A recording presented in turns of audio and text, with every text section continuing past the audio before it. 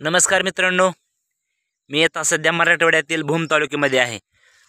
मित्रांनो, कधी नव्हे इतका भीषण असा स्वरूपाचा पाऊस मोठ्या तीव्रतेने पाऊस मराठवाड्यामध्ये पडलेला आहे आणि खूपच शेतकऱ्यांचं नुकसान झालेलं आहे. मित्रांनो, मुख्यमंत्री साहेबांनी सांगितलं की पंचनामे करून त्वरित मदत देण्यात येईल, परंतु पंचनामे हे सर्व ठिकाणी होऊ शकत नाहीत, कारण जास्त पाऊस हा पडत आहे आणि सदरील अधिकारी तिथपर्यंत पोहोचू शकत नाहीत. अशा परिस्थितीमध्ये हे पाहू शकता, सोयाबीन जागेवरती उगून आलेलं आहे. इथं पाणी दिसत नाही, परंतु 8-10 दिवस जर सतत पीक काढणीच्या वेळेस पाऊस झाला तर ते पीक जागेवरती उगून येतं.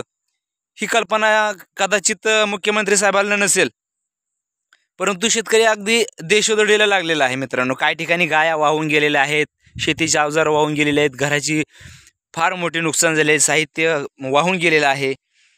तर अशा परिस्थितीमध्ये जर सरकार काही अटी निकष लावून जर शेतकऱ्यांना मदत करण्याचा प्रयत्न करत असेल तर ही गोष्ट खूप खेदजनक आहे. मित्रांनो, भविष्यात शेतकरी हा शेती सोडून देईल अशी परिस्थिती, कारण त्यातनं जेवढं त्यांनी घातलेलं आहे तेवढं सुद्धा निघत नाही, अशी परिस्थिती सध्या आहे.